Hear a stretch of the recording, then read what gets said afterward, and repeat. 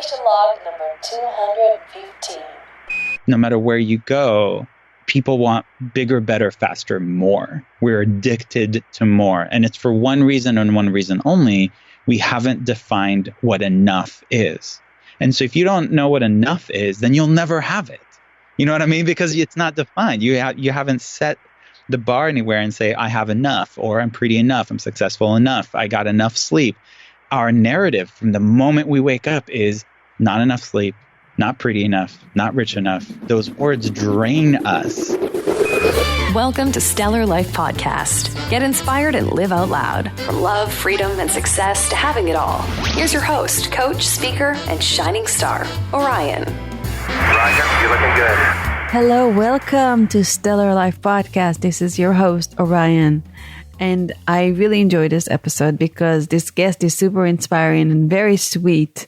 And you know, in this time of global crisis, going back into faith and trusting in yourself and trusting in this force that is leading your life is very important. And it doesn't have to be of any religion. And if it is of any religion, as long as you believe in something and you trust that higher power and it serves you, then hold on to that. And it's okay. And it's good for you. It's good for you to believe that you are guided, protected, and loved.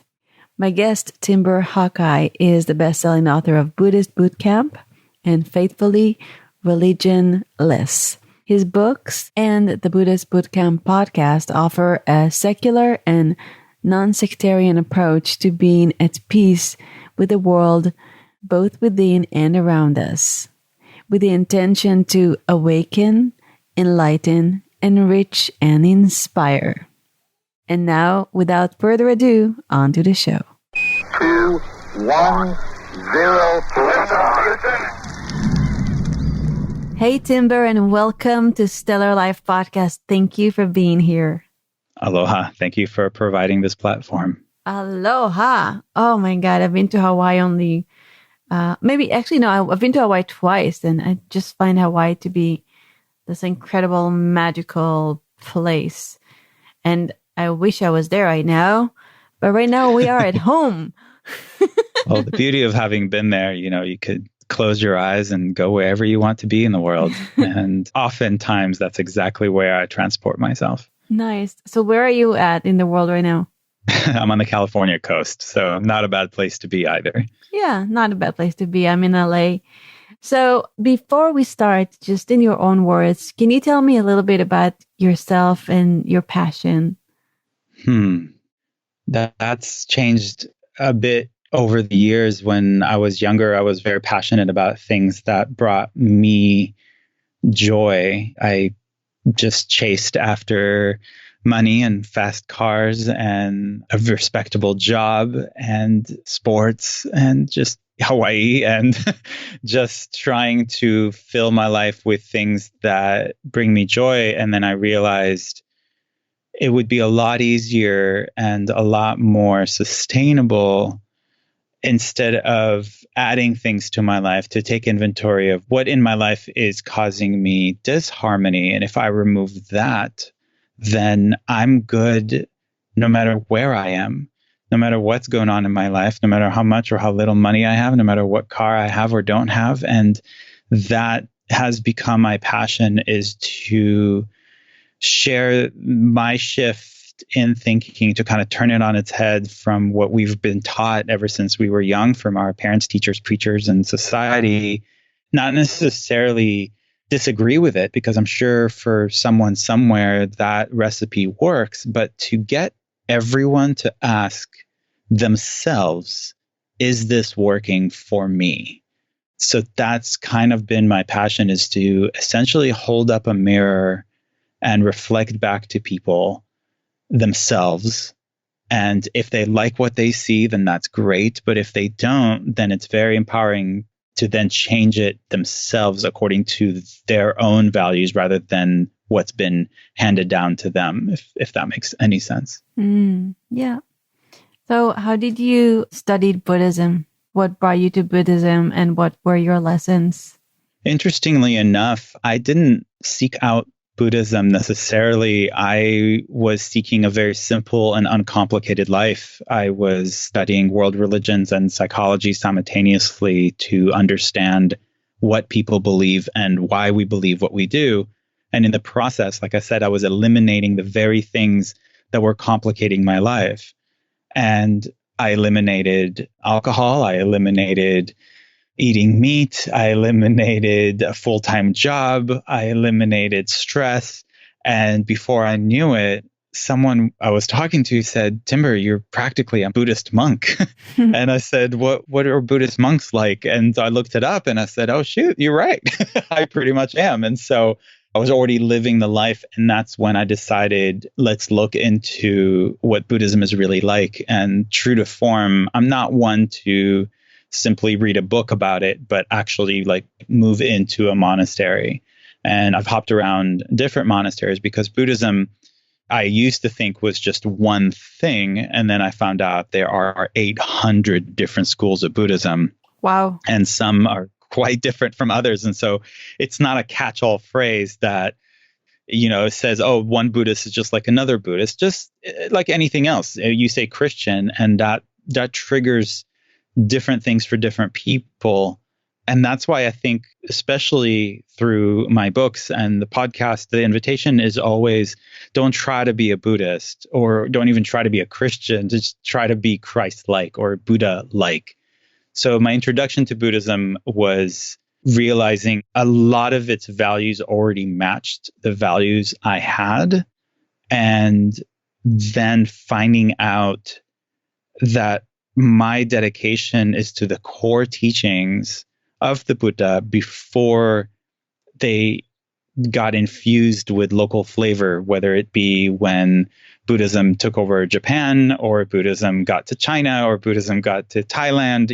Each culture infused Buddhism with their own culture, for lack of a better word. So their own beliefs, their own values, it kind of intermingled with it. So when you see Buddhism in different parts of the world, it varies a little bit. And I just, what happened was I was at a Tibetan temple and chanting in a language I don't understand. And then one day I just, the light bulb went off. I was like, what am I doing? I don't even understand, but I'm just kind of going through the motions here.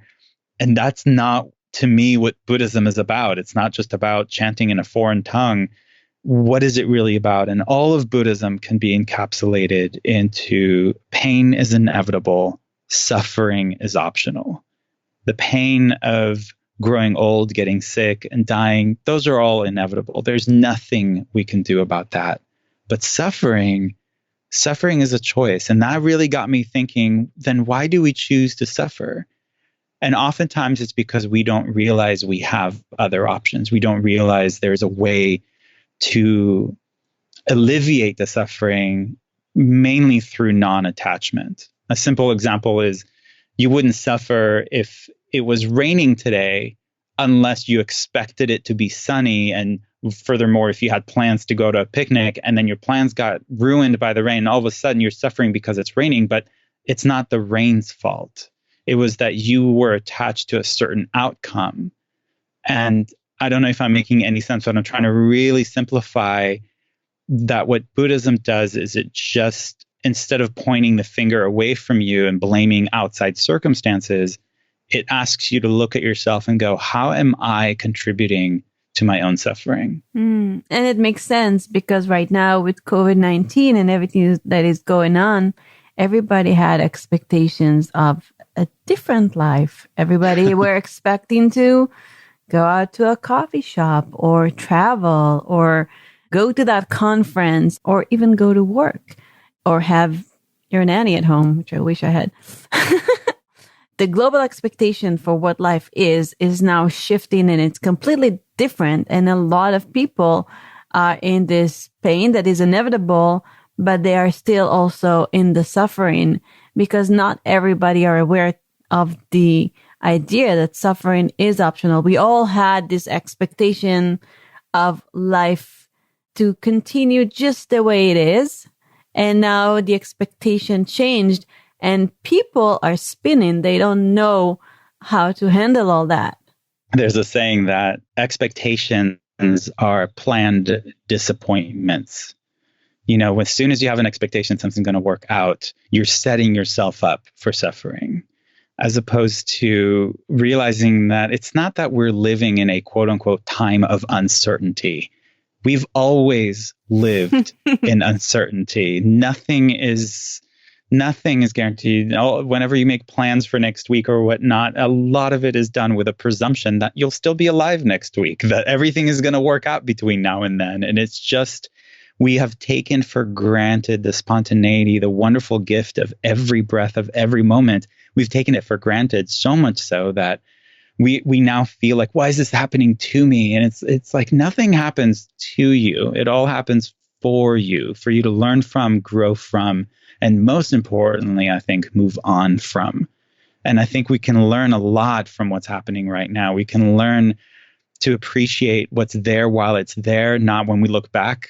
We can learn not to set any unreasonable expectations about ourselves, about the world, about our job, about our relationships. You know what I mean? Like we take so much for granted. And this is really, I'm hoping, will shift us to a more stable state of gratitude for what's in front of us, rather than constantly comparing our lives to how much quote unquote better we think it should be. Do you, Timber, struggled with any emotions or any suffering around COVID-19? I came back from 6 weeks of backpacking around the Philippines about a day before we landed from Manila Airport in San Francisco. And it was a day before the San Francisco airport really cracked down on testing and whatnot. So we just made it just under the radar. And I can't sit here and say that I'm suffering in any way whatsoever. I am witnessing, I'm observing what's happening. I have a friend in Hawaii who's in the hospital right now. They put him in a medical induced coma because of COVID-19. Wow. And he's pushing through, and he's young and healthy, so this whole false notion that, it's only going to affect the elderly or whatnot. And so people who are young feel invincible. I think this is really important to remember. This virus doesn't care about your age or your tax bracket or race or religion or anything of the sort. We can learn a lot from this virus to just realize that we're all susceptible. And personally, my first response to it was fairly loose, I would say. I thought, it's just another flu. I think that when we didn't know much about it, we saw people freaking out and panicking. That was my initial response as well, yes. Yeah. And, and be able to, I had events scheduled. I showed up and I was like, it's so great to see everyone here. And some people chose not to show up. And I thought arrogantly, they're living in fear, because I didn't quite yet understand the importance of social distancing, the flattening of the curve, all of that we're all learning day by day. So my own view of it has shifted. And now when I understand the importance of not necessarily caring about me dying, that's the last thing. I'm not concerned about it at all. But I would hate to find out that while I was a carrier, unknowingly, I transmitted it to someone else and they are either sick or dying because of me. That I couldn't live with. Me getting it, fine. That doesn't concern me. This is a really great invitation for all of us to learn to be selfless and put other people first. So in no way would I say that I am personally suffering. I'm not going to pretend that I am. I'm fine. So when you get the news about your friend in Hawaii, who's a young guy that is put in an induced coma, how do you, I'm sure you have years of practice on dealing with your emotions, but at that moment in time, how did you deal with your emotions? And also if you can elaborate a little bit more on how to deal with hard emotions. So I want to take this time to distinguish between feelings and emotions. I talk about it in both books, and I think it's really important to understand the difference. A feeling lasts between 45 seconds and a minute and a half. That's it. And we all experience a multitude of feelings throughout the day. We feel happy, we feel sad, we feel shocked, we feel depressed, we feel joy, we feel panicked, and one feeling moves on and makes room for the next feeling to come through. The easiest example I always use, if you're driving down the road and somebody cuts you off, then you get very, very upset. But then your favorite song comes on the radio and you're dancing in your seat. You're not bipolar. This is just how feelings work. They come and they go. And that's actually a very healthy way for us to go through and process our feelings, is just feel them 100%. Something sad happens, you're sad. But emotions are when you feel something, again, somebody cuts you off on the freeway, you get upset. Okay, fine. But instead of moving on to the next feeling, you get stuck. And we get stuck by feeling that feeling and then creating a narrative around it, creating a story that, oh, that person shouldn't have done that, or this shouldn't be happening, or who do they think they are? And, oh, it's always those jerks in BMWs, or whatever story we tell ourselves. And then that feeling, it's already past 45 seconds, it's past a minute and a half. The following week, we can see a BMW parked on the side of the road and our blood pressure goes up because it now triggers. This is how people can stay angry about something for 20, 30 years and more. That feeling that you feel now about something that happened in the past, that's not a feeling anymore. That's an emotion, if that makes sense. Mm-hmm. Emotional maturity means not being upset today by something that upset us yesterday. I'm not saying don't feel anything. By all means, feel it all. I actually feel way too much, but I move on from it and I allow it to come and go, just like thoughts, just like clouds, just like traffic, just watch it go by. And so you asked, what was my response? What were the feelings? I have made it a practice when I witness something going on, whether it be in the world or with someone I know, or even within myself. First things first, avoid judging it, avoid labeling it as horrible or tragic or those adjectives of the negative and turning it into the sensational, romanticized, whatever. I look at everything and I just think to myself, well, that's interesting, or this is a unique time. But I try not to use any negative words because that's going to manipulate the narrative in my head. You know what I mean? If I use this to describe and call it tragic and horrible, and people say this, they say, oh, I had a horrible meal at the restaurant today, or this was the worst flight ever, or this is the worst day of my life, or this is the best thing I've ever eaten in my life. And I wonder, if a week later something truly tragic, truly horrible happens, or you eat something even better, you've already used the word tragic to describe your experience on an airplane one time. And so we're losing perspective. Yes, it makes a lot of sense. I'm just going through a rapid transformation therapy training, which is kind of like hypnosis and neuro-linguistic programming on steroids. My teacher, her name is Marisa Pierce. She's been doing it for 33 years. She's an incredible therapist with many accolades, and she's just unbelievable. And she talks about our mind and our language and how powerful language can affect our mind, because when you use the word, let's say, epidemic, or you use the word tragic, or any word that has so much weight, it creates a picture in your mind, and it creates a powerful picture in your mind. Those pictures, they become feelings, they become emotions, and they can affect you. They can affect your immune system. They can affect your perspective. So I'm totally in agreement with you that we need to be very mindful of our language, because what we say to ourselves will create our perspective. Our experience. That'll dictate us, because you and I can be going through the exact same thing.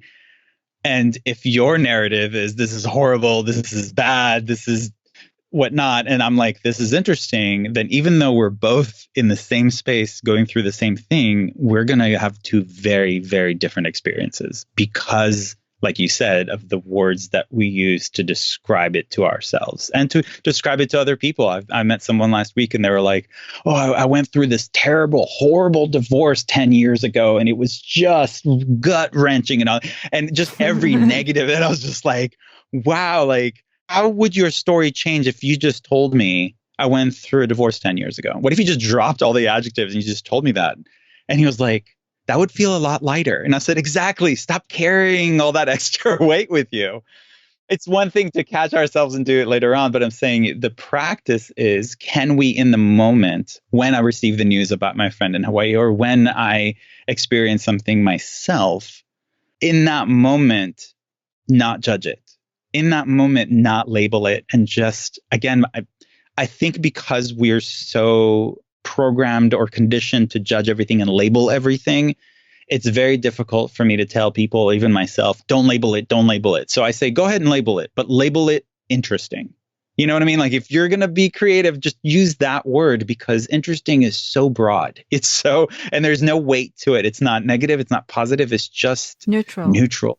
Yeah. And on the flip side, people don't use powerful words when it comes to their health, their beauty, their self-esteem. How are you feeling? Fine. No, you're not feeling fine. I feel extraordinarily phenomenal. I am magnetically lovable. Just when you use those beautiful power words that are positive, that affect you in a more powerful way. So instead of using powerful words to describe the negative, use powerful words to describe the positive.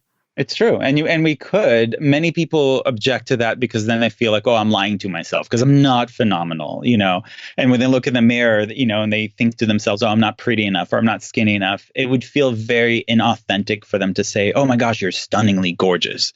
And so my invitation is, first of all, we do wake up every morning and we think to ourselves, oh, I didn't get enough sleep and I'm not pretty enough and I'm not rich enough and I'm not successful enough. And oftentimes when I speak, especially outside of the country, and people ask me, what is American culture like? And it's tough because, the culture in LA and the culture in Texas and Alaska and Kansas and New York, and they're very, very different, except for one thing. And that's no matter where you go, people want bigger, better, faster, more. We're addicted to more. And it's for one reason and one reason only. We haven't defined what enough is. And so if you don't know what enough is, then you'll never have it. You know what I mean? Because it's not defined. You haven't set the bar anywhere and say, I have enough, or I'm pretty enough, I'm successful enough, I got enough sleep. Our narrative from the moment we wake up is not enough sleep, not pretty enough, not rich enough. It, like you said, those words drain us. So instead of saying, oh, I'm a millionaire, and go in the opposite extreme of suggesting to use positive words, just say, I have enough. Yeah, I mean, for those power words, so you do need to adjust it to where you are. If you feel completely depressed, you can say, I'm extraordinarily elated. Just say, I'm doing better and better every day. But when you feel like you're better, then take it up a notch. And it's okay to use those crazy words that sound a little bit too much, because if it's okay to use the word tragic, then it's okay to use the word phenomenal. Yeah.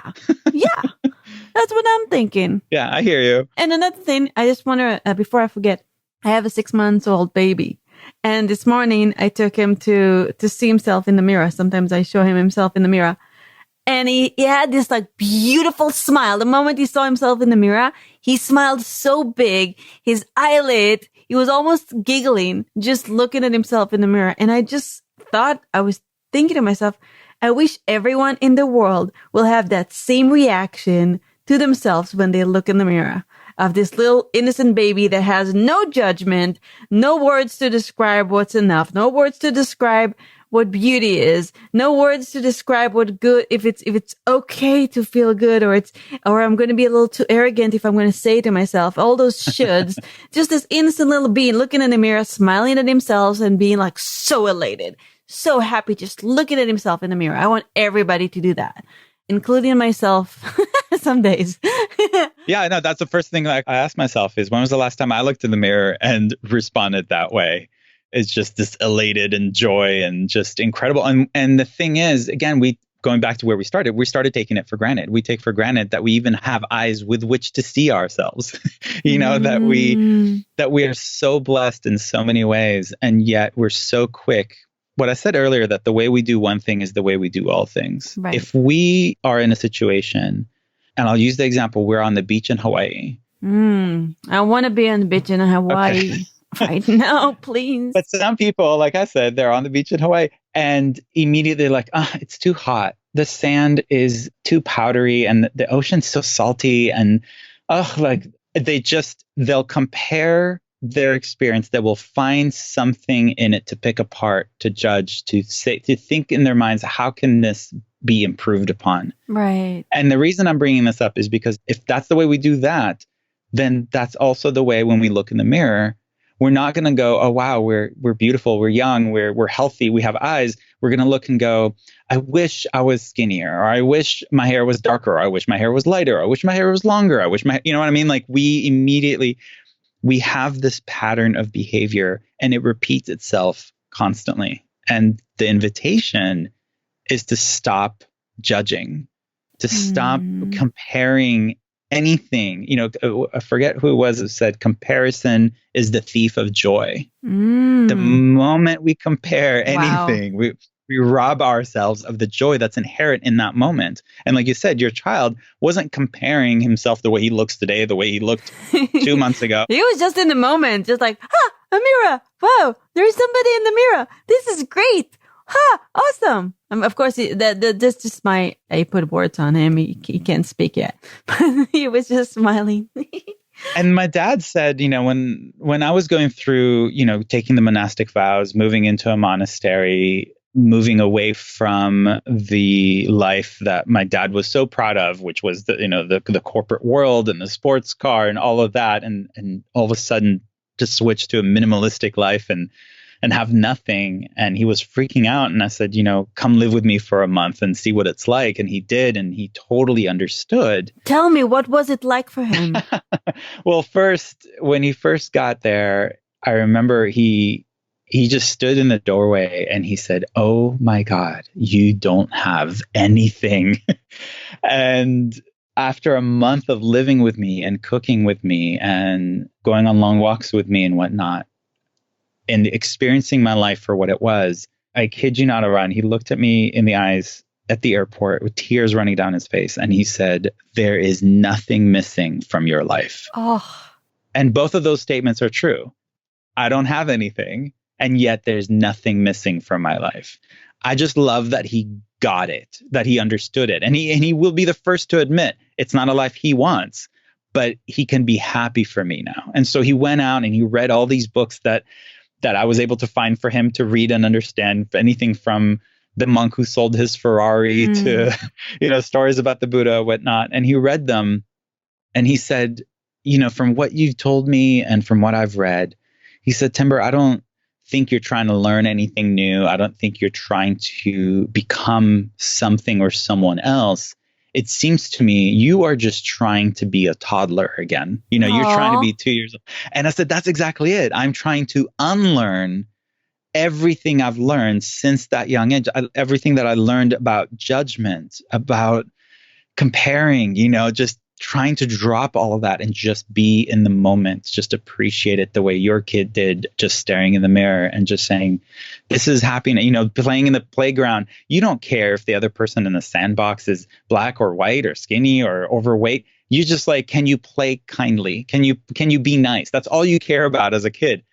And I'm hoping that through practice and through repetition, we can break even years of a pattern of being judgmental or rude or selfish and create a whole new neural pathway, a whole new pattern of being different from this point forward than we have been up until now. But we have to want to be different. We have to want to change old patterns and create new ones. Right. Timber, so your dad looks at you. I mean, he arrives to your house and he says, you don't have anything. And this is the biggest fear of, but one of the biggest fears that people globally are experiencing right now, because they can't go to work. Some people don't know how they're going to get their next meal, how they're going to feed their kids, how they're going to pay their mortgage. Yes, we always had uncertainty, but we've never faced uncertainty and look at uncertainty in the eyes as much as we do in this point in time. So for the people who are afraid of that major loss of financial stability, what kind of advice do you have for them? I'm really hoping that as banks and financial institutions and mortgage companies are making it so that people who have mortgages are essentially exempt for a few months or a year of having to pay their mortgage. I'm really hoping that those landlords then extend that to their tenants and say, so long as we don't have to pay our mortgage, you don't have to pay your rent. I'm really hoping that we understand how codependent and interconnected we are to one another, and that every decision we make has ripple effects and it affects everyone else. And trusting, I do trust and believe that the best of us is going to come through. I do trust and believe that even though the initial panic for many people was to go and buy way too much toilet paper or sanitizer or whatever it was that they hoarded, making it impossible for the next person in line to then get what they needed because the person before them got too much. And again, it's that defining of enough. And I think then stores got smart and said, you know, we're going to limit how many you can buy. And it's sad that it had to be enforced upon us rather than derived from within. Is it really sad? Are you labeling it? It's unfortunate. But is that unfortunate? That it didn't come from within. But maybe that's the lesson. Maybe we had to see it. Exactly. That's exactly it. So I think everyone around us either teaches us how to be or how not to be, but they are our teachers either way. So those of us who went, you know what, I only need one, and they buy one and they go home, that's great. They can show, they are leading by example of what enough looks like. And those who panicked and got scared are displaying the exact opposite. And so to witness both of those things, what I'm hoping, you know, back to answering your question, how do we deal with the people who are living in fear, whether pay their rent or the toilet paper? I'm really hoping that those who have too much of something, the invitation, I've said it before, that if you have more than enough, extend your dining table, don't build a taller fence. And I saw a post earlier today that this woman took a big box of toilet paper and drinking water and hand sanitizer, all this stuff, and she put it right outside her door, and it had a sign on it for FedEx and UPS drivers and the post delivery person and all of that, saying, you know, thank you so much for continuing to come to work and fighting through this, and take anything you need. It's here for you. We appreciate you. And that's what I mean by, I believe people will come together the way they came together at 9/11, where people differences, they stopped caring who one person voted for or what race they were or what bracket they were in. Everyone came together to help one another. And that's exactly what I'm hoping will come from this. But I believe, again, our beliefs dictate our experience. And so if someone believes, oh my God, I'm not going to have enough, I'm not going to be able to pay the rent, I'm not going to be able to feed my child, I'm not going to be able, then you are creating that experience. You know what I mean? Even as real as it is, I do believe that if you believe, if you trust, if you have faith that someone will come through for you, that if you ask for help, you will get it. It will be there. But what I mean is, if you don't believe that you can make it through this, then you won't. If you believe that you can, you will find ways way outside the box to make it happen. Yeah. Henry Ford said, whether you believe you can or you believe you can't, you're probably right. Exactly. It is a reality that people are struggling already.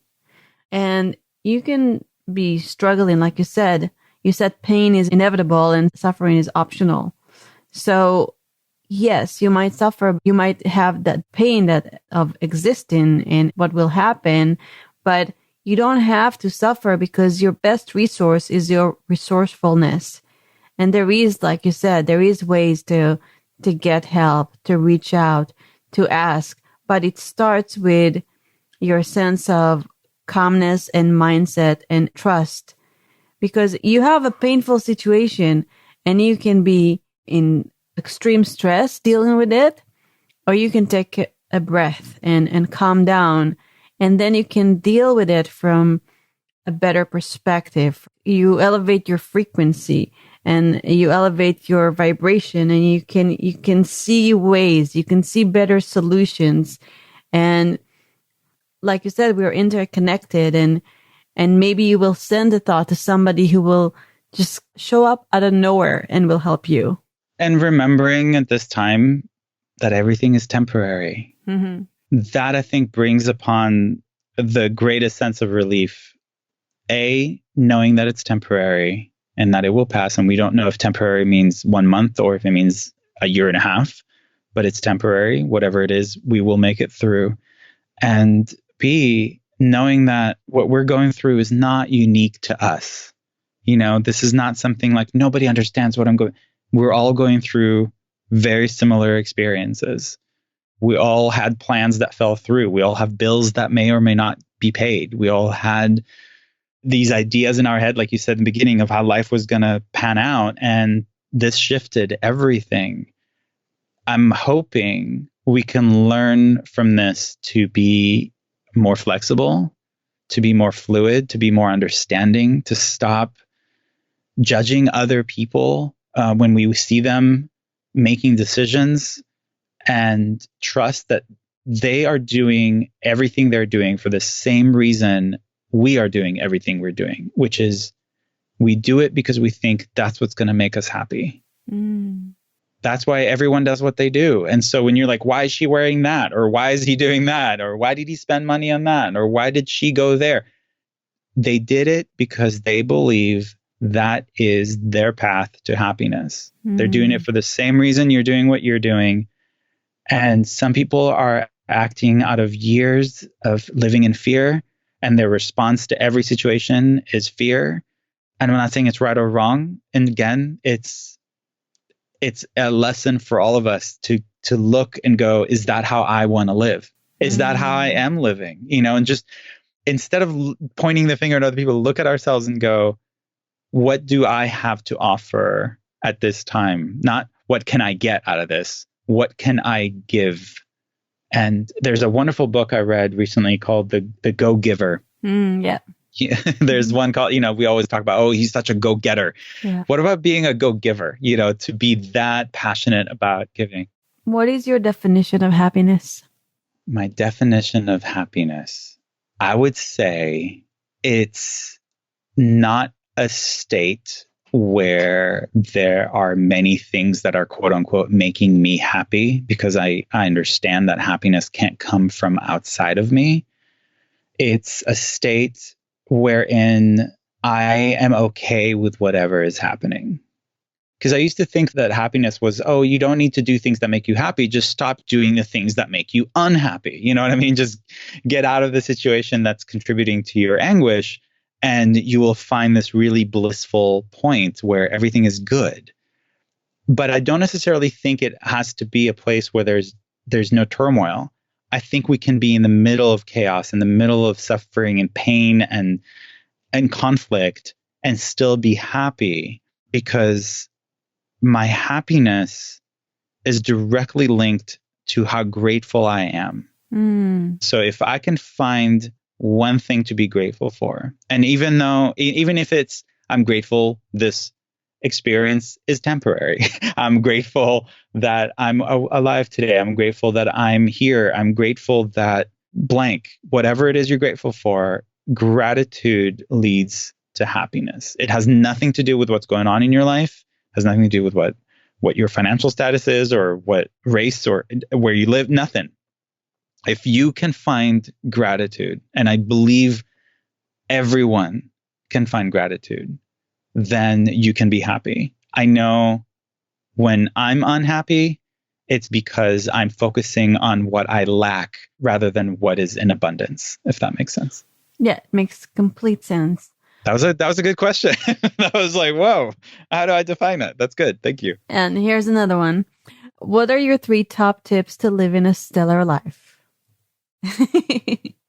So the first thing that came to mind, Gandhi said that happiness is when what you think, what you say, and what you do are all in alignment. They're all in harmony. And you can visit any company's website, or any church, or any store, any organization, and you can see that they have core values. They can have a mission statement. It's right there on their website. Here's what we stand for. Here's what we believe in. This is how we make all of our corporate decisions. And we expect them to live up to their core values because they've defined them. They've written them down like, boom, this is what we're committed to. But we as individuals have not done that. When Gandhi said happiness is what you think, say, and do is all in alignment, well, how can you live in alignment with your values if you have not defined them? So the first thing I would say to living a stellar life is being really clear about what your values are and living in line with them. Because you can just write down what your core values are, write down a paragraph describing the kind of life you want to lead, the kind of person you want to be, and then write down the kind of life you are living and cross-reference it. And you'll see where you have some work to do. And what's wonderful is that you're inviting yourself to be the best version of you there is. No one is telling you how you should be. If you've studied NVC, nonviolent communication, we know that should is the most hostile word in our language. So it's not about shoulding on yourself. It's really about figuring out how can I live with more alignment. People say, I try to find balance. I'm trying to find my balance. Well, balance isn't something you find and then you magically have it. It is something you continually create. So that's where that comes from. So the first thing to live a stellar life is live in line with your values, because the moment you don't, you are creating disharmony within you. The conflict, the battle is within. You're saying one thing and you're doing another. And even if no one catches you, this is why you can't sleep at night. This is why you're having difficulties, because you believe one thing, but your actions are not aligned with what you truly know. And that can create some serious, like you said, digestive issues, health issues. It can really tear you up on the inside because you're not being true to yourself. So it's a very long answer, but I think it's a big one, is if you live in line with your values, you're eliminating disharmony. And living in harmony is living a stellar life. I don't know if that's the first one or if that's all three, but that's a big one. Another one, live in gratitude. Always, when you study cognitive dissonance, you know that two opposing thoughts cannot coexist. And so if you're angry with your spouse, for example, love cannot stay there. Well, gratitude. The moment you're angry with your spouse, you have forgotten how grateful you are to have them in your life. And the moment you go back to gratitude, the anger goes away. Like they can't coexist. Mm-hmm. And so I love shifting, taking a moment and going, what am I feeling right now? And what would be a better choice in the sense that even though I'm ordained Buddhist and I was born technically Jewish and my mantra is Hindu, my morning meditation is the Catholic prayer of St. Francis of Assisi. And what I love so much about the prayer is it's a way to navigate, he says, where there's hatred, sow love, where there's injury, pardon, where there's doubt, faith, where there's despair, hope, where there's darkness, light, and where there's sadness, joy. It's an antidotal system. So you find the antidote to what you're feeling that you don't want to be feeling, and you go there. And the reason I suggest gratitude is because it's pretty much the antidote to any negative feeling you may have. Whatever you're feeling, if you go back to gratitude, it will undo everything else. Mm-hmm. Does that make sense? Yes, it makes sense. All right. So gratitude is number 2. Living in line with your values, being grateful. And then the third thing to live a stellar life, remembering that everything is temporary. I think just honoring the moment. And I don't think that's depressing. Some people think, well, impermanence is so depressing because nothing, then you're focusing on the fact that it won't last and all your relationships and your own life and your youth and your skin and it's all going to go away. And that's so sad. For me, it's the opposite. Because everything is temporary, because I only have the here and now, I should milk it. I should have like the best time. I should eat the best food. I should take care of myself to the best of my ability. I should love the people around me the most just because everything is temporary. So seize the day, seize this moment, enjoy it. Exactly. That's the beauty of impermanence. So that's why I would say that if you just remember that everything is temporary, then when you're having a wonderful moment, you enjoy it so much because you know it won't last. And when you're having a less than wonderful moment, it doesn't completely derail you because you know that also won't last. So you're just surfing. And that's a really great way to get through life, I think. That's a great way. I agree. Timber, where can people find you, learn about the Buddhist Boot Camp and all your teachings? How can they connect with you?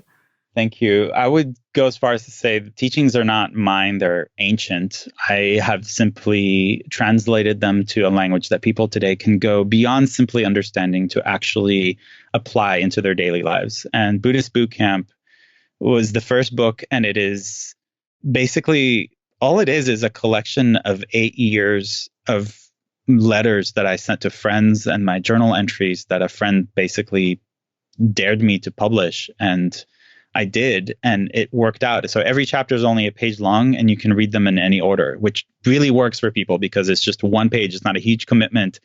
And yet you find a way for it to relate to you and apply it. So Buddhist Boot Camp, it's a book, it's a podcast. There's a Facebook page, there's Instagram, it's all Buddhist Boot Camp. There's a website. And what's wonderful about the website is the intention, again, is to define enoughness, right? And so when somebody orders a book from the website, for example, another copy of the book is donated to the Prison Library Project. I made a commitment to myself very early on to never profit from the book sales or anything like that. So when someone orders the book, it goes to the Prison Library Project. If somebody orders a shirt, it goes to the Mercy for Animals. It goes to the Cystic Fibrosis Foundation. I truly believe that we can all come together for the greater good. And all I can do is lead by example. And so I'm trying to run this the way I wish every company would run. And so, yeah, what I'm trying to do is be where people already are and meet them where they are rather than force them to go. So if they prefer podcasts, listen to the Buddhist Boot Camp podcast. Every episode is only 5 minutes long. And, there's a YouTube channel. There's again, wherever you are, go to the website, find what resonates with you. The second book, Faithfully Religionless, is more conversational. It's a memoir about the beauty of letting go of the need to know.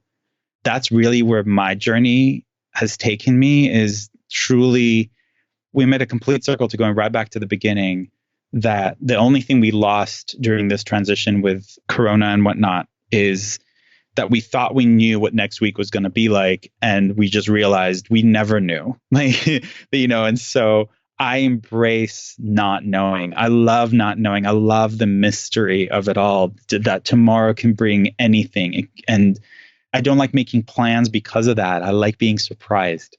So find what works for you. And everything is on BuddhistBootcamp.com. Correct. Or TimberHawkeye.com. Or again, just it's pretty easy to find once you start looking. And I appreciate the platform you have, exposing people to awesome information. Yeah. Just different perspectives, Yes. It's so important to step out of, people say, I want to spend time with like-minded people. And I'm like, don't. You're not going to learn anything new. Spend time with people who think differently from you and you will grow. I like that. That's awesome. Well, thank you so much, Timber. This was extraordinarily phenomenal, magnetically awesome, and wonderfully relevant. Thank you. So thank you so much. And thank you so much, listeners. Remember, live aligned with your own values.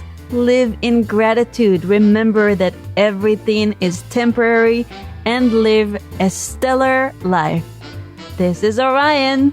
Till next time. Thank you for joining me on my mission to light people up and change lives around the world.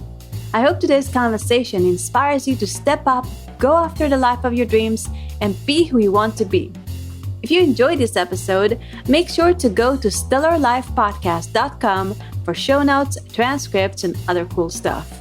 And please subscribe, review, and help spread the word by sharing us on Facebook and Twitter.